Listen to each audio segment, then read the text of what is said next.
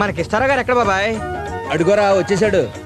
నీవే తల్లివి తండ్రివి, నీవే నా తోడు నీడ, నీవే నా గురువు దైవము, నీవే నా పతివి గతివి నిజముగా కృష్ణ. ఏమిటండి, నన్ను పొగుడుతున్నారా గారెల్ని పొగుడుతున్నారా? కమ్మగా వండి పెట్టే ఇల్లాలివి, నిన్నే పొగుడుతున్నాను గాని గారెల్ది ఉంది మినప్పిండి నూనె తప్ప. కిష్ట్రావు గారికి చిల్లెందుకు పెడతారు? మనుషులకు పెట్టలేరు కాబట్టి. నువ్వు భలే సిల్లీగా మాట్లాడుతావు బాబాయ్. గారెకి చిల్లు ఉండాలి, మనుషులు సిల్లిగా ఉండాలి. ఏంటయ్యా ఆయన ఏం చెప్పినా అలా పగలబడి నవ్వుతారు? పెళ్ళాన్ని నాకే నవ్వు రాదు. వాళ్ళు పెళ్ళాలి గారు కాబట్టి. అప్పుడే తెల్లారిందేటి? ఎప్పుడో మొహం కూడా కడుక్కున్నావు. ఆహా, ఆ మొహాలు ఎంత కడిగినా అంతే. ఈ అమ్మగారి చేతికి ఎముక లేదు, అయ్యగారి నోట నాలుగు లేదు, పొద్దున్నే పొరిగింటి మీద పడి మేసే వాళ్ళకి సిగ్గు లేదు. నీ బాబు గడి సొమ్మెద తిన్నట్టు అట్ట బాధపడతావంటే? మా ఇంట్లో పొయ్యి లేదా, పప్పు లేదా, నూనె లేదా? ఆ అన్నీ ఉన్నాయి కానీ చేసి పెట్టి పెళ్ళాలే లేదు. కిష్ట్రావు చూసావా మమ్మల్ని కాక మా పిల్లలు కూడా తిడతాంది ఇది. వాళ్ళతో గొడవ ఎందుకే, కావాలంటే నువ్వు 4 గారెలు తిను. ఏండే తేరగా వస్తే పడి తినే ఓర మనుషులకు కాదండి మేము. ఏమిటే ఆయనే దబాయిస్తున్నావు, పెళ్ళాన్ని నేనే దబాయించను. అమ్మా ఉన్నమాట ఉతకడానికి మీ మొగుడైతే ఏటండి, నా మొగుడైతే ఏటండి? 2 ఏళ్ల బట్టి 2 శ్రావణ మాసాలు వచ్చెళ్ళాయి. ఎదురింట్లో తమరు వియ్యంకుడి గారు ఉన్నారండి. ఆరింట్లో శ్రీరామచంద్రుడు లాంటి అబ్బాయి ఉన్నాడా? తమరింట్లో సీతమ్మ తల్లి లాంటి కూతురు ఉందండి. మరి తమరు కాలు మీద కాలేసుకుని గారు మీద గారు అలా తింటా కూర్చుంటే ఎవరెళ్ళి అడుగుతారండి? ఉన్నారేమన్నా బయట వాళ్ళ? తమకు స్వయాన తమ్ముడు మీకు బామ్మర్ది. అయితే మాత్రం ఫైసుడై నేను ఎందుకు అడగాలి? తమరు కూతురికి అన్నారు కాబట్టి తమరు వెళ్ళి అడగడం ధర్మం. ధర్మం లేదు గర్మం లేదు. నేను వాడి అక్కను పెళ్లి చేసుకున్నప్పుడు వాడు ఏం చేశాడో తెలుసా? చస్తే నా కాళ్ళు కడగనని మొండికేశాడు. అప్పుడు నేనేం చేశానో తెలుసా? 2 ముళ్ళు వేసేసి 3వ ముడి వేయాలంటే వాడు నా కాళ్ళు కడగాలి అన్నాను. చచ్చినట్టు కడిగాడు కాళ్ళు. ఇప్పుడు నా కూతుర్ని అడ్డం పెట్టుకుని వాడి కాళ్ళు వాడి కొడుకు కాళ్ళు నా చేత కడిగించాలని చూస్తున్నాడు. కాళ్ళు కడిగే సమస్య లేదు. పోనీ మీ బదులు నేను కడగనేటండి. ఆ పని చెయ్యి, నీకు వంకిలు చేసి పెడతా. అమ్మగారు వంకీలు కదండి, వడ్డానం చేయించి పెట్టాలండి. కొందరుండండి ఇప్పుడే. రాజ్యం గారు ఏంటే విన్నారు కదండి మీ ఆడపడుచు గారు మొగుడు గారు మాటలు. నంగనాచి చీర నడివీధిలో ఊడిందని ఏమైందే? అలా వల్లంకి పెట్టలా వాగుతూ వస్తున్నావు? అది కాదమ్మగారు, అసలు విషయం ఏంటంటే మీ అన్నయ్య గారు అక్కడ కూర్చుని మాట్లాడిన మాటలన్నీ మీరు వినేశారు కాబట్టి మీ ఆయన గారితో మీరే మాట్లాడాలి. పదండి. ఏంటే నీ గోల? పదండి అమ్మగారు పదండి. రండి రండి రండి, ఇక్కడే ఉన్నారు. పదండి, మీ వెనక నేను ఉన్నాను కదా. యాండి ఏమిటి? ప్రమీలేదో మాట్లాడాలంట. అదేనండి తమరు అబ్బాయి గారి పెళ్ళండి. చేయటానికి నాకు అభ్యంతరం లేదు. ఆ కృష్ణారావు వచ్చి నా కాళ్ళు కడగాలి. ఈ మాట ఆయనతో చెప్పు పో. పోతున్నానండి.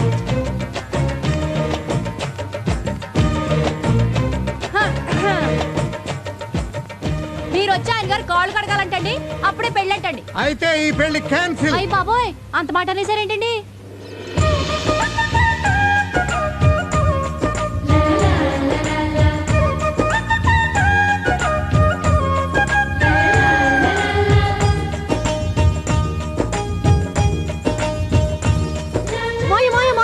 ఏమిటి ఏమిటి ఏమిటి ఏమిటి? నాన్న మా పెళ్లి క్యాన్సిల్ అన్నాడు. ఏమ్మా, నువ్వు మా ఇంటి మహాలక్ష్మి, నిన్ను కాదనే హక్కు ఎవరికీ లేదు. పద రాజ్యం.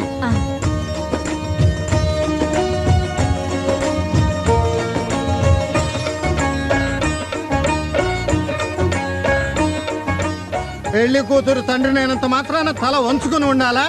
నేను తల ఎత్తుకునే ఉంటాను. ఒకసారి అటు ముందుకు చూడు. నమస్కారం బాబు గారు. ఓ త్రిమూర్తులు బామర్తి గారా? ఏంటి ఇలా దారి తెప్పొచ్చారు? అంటే దారి తప్పిన వాళ్ళందరూ నీటికి వస్తారన్నమాట. ఇది మంచి దారేలే.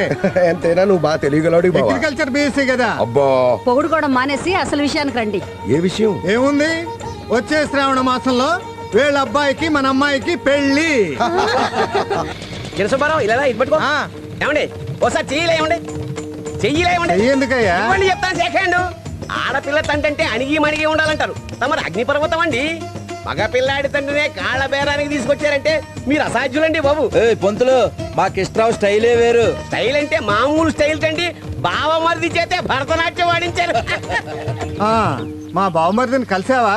ఆది పురుషులు మిమ్మల్ని కలిస్తే చాలు ఆ ఉత్సవ విగ్రహాన్ని ఎప్పుడైనా కలవచ్చు. మా బావమరిది నిజంగా ఉత్సవ విగ్రహమే. కాకపోతే ఏమిటండి, ఓ నిమ్మ కూరంతా నోరేసుకరవడమే గాని దసరకింత బ్రెయిన్ కూడా లేదండి బాబు.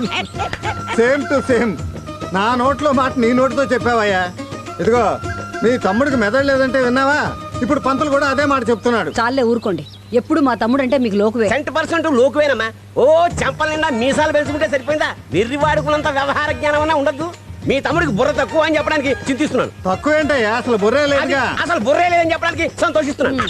ముందు ఆ సోది ఆపి ఈ గారెలు తిని పిల్లల పెళ్లి గురించి ఆలోచించు. ఆలోచించేది ఏముందండి, పిల్లల జాతకాలు రాయించాలని తమ్ముడు గారే కబురు చేశాడు. అడుగో తమ్ముడు గారు మాటల్లోనే అయ్యా వచ్చేసాడు. నమస్కారం. నమస్కారం. రా తమ్ముడు, గారెలు తిందు గాని. ఎందుకు లేక నా వంతు కూడా మీ ఆయనకి పెట్టే. ఈ గారెలు ఊరించి చేస్తున్నారండి, ఏం చెప్తాను. ఉల్లిగారెల సంగతి తర్వాతయ్యా, ముందు మనం మాట్లాడుకున్న విషయాలు మా బావమర్తికి చెప్పు. ఏ విషయం అండి బాబు? అవేనయ్యా, మా త్రిమూర్తులు రాకముందు ఇతని గురించి మన ఇద్దరం మాట్లాడుకున్న విషయాలు. మనమేం మాట్లాడుకున్నామండి బాబు? ఎందుకులే బావ, ఆయన మర్చిపోయినట్టున్నాడు. నువ్వు చెప్పేరాదు. నిమ్మ కూరంత నోరేసుకుని అరవటమే గాని నీకు పెసరగిందంత బ్రెయిన్ కూడా లేదన్నాడు. కరెక్టే అన్నాడు. ఇంకా ఏదో అన్నాడే, గుర్తొచ్చిందా? చంపల నిండా మీసాలు పెంచడమే గాని పెరివాడుకున్నంత వ్యవహార జ్ఞానం కూడా నీకు లేదట. నీకు అసలు బుర్రే లేదట, దానికి సంతోషిస్తున్నాడట. లేక ఆయన అన్నాడు, నేను విన్నాను. ఏయ్ పంతులు,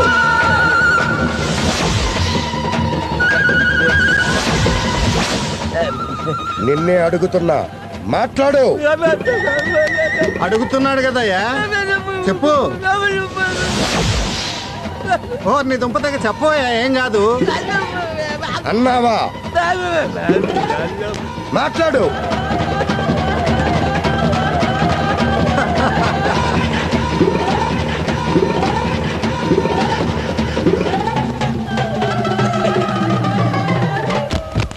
పంతులు గారు పడిపోయారు.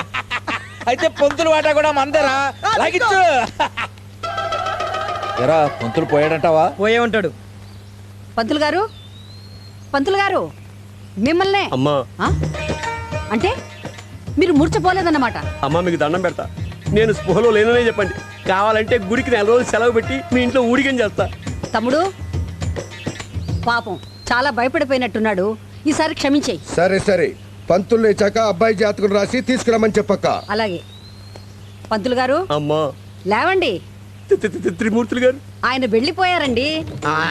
ఎవరండి? ఏడండి ఈయన?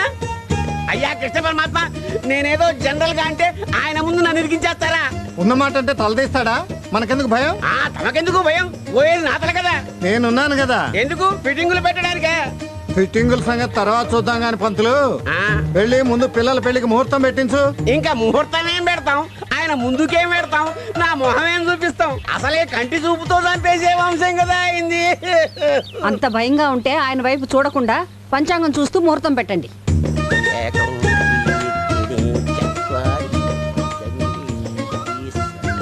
ముహూర్తాలు పెట్టేలోగా ఇచ్చిపుచ్చుకోటాలు మాట్లాడుకుందాం. అదేం లేదు బావోయ్, అబ్బాయిని ఇచ్చుకుంటాం, అమ్మాయిని పుచ్చుకుంటాం, అంతే. ఏమయ్యా పంతులు, ఇంతసేపు చూసావు, ఇన్ని పేజీలు తిరిగేశావు, నీకు మంచి ముహూర్తమే దొరకలేదా? అదే చూస్తున్నానండి, వచ్చే శ్రావణ మాసం దశమి శుక్రవారం తెల్లవారుజామున దివ్యమైన ముహూర్తం ఉంది. ఏమయ్యా, నీకేమైనా మెల్లకన్నా? కాదండి, స్ట్రైట్ గా నేను ఎటు కూర్చున్నాను? లెఫ్ట్ లో. నేను లెఫ్ట్ లో కూర్చుంటే నువ్వు రైట్ లో చూస్తావా? తిరిగిటు. వద్దండి, శివాలయంలో శివుణ్ణి, విష్ణు ఆలయంలో నరసింహస్వామిని, ఏ నంది చోటు నుంచో బింది చోటు నుంచో చూడాలి తప్ప స్ట్రైట్ గా చూస్తే బూడిదే. అదేం కాదు త్రిమూర్తులు, ఆ. కంటి చూపుతో చంపేసే వంశం అట కదా మీది. ఎవడన్నాడు ఆ మాట? ఇంకెవరు? ఆ పంతులే అన్నాడు. ఏం పంతులు? మహాప్రభు, నేనేదో అన్నాను, ఈయనేదో విన్నాడు, అది మళ్ళీ మీతో ఇంకోలా అదే ప్రయత్నంలో ఉన్నాడు. ఏయ్ పంతులు, ఆగు, రా వెనక్కి, వస్తున్నా. నా దగ్గరికి. వచ్చేసా. నా కళ్ళల్లో కళ్ళు పెట్టి చూడు, సూటిగా చూడు, డైరెక్ట్ గా చూడు. ఏ చచ్చిపోయావా? మరెందుకన్నావా మాట? వేరే కోడలు పెట్టి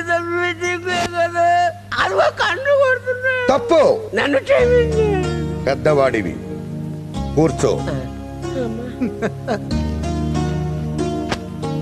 అయ్యా మీరు నిజంగా దేవుడు. మరి నేను? అయ్యా మీరు ఆపండి. కాలుదారి గోదాట్లో పడ్డవాడైనా బతుకుతాడేమో గాని తమ ముందు నోరు దానివాడు బతకడని అనుభవం మీద తేలింది.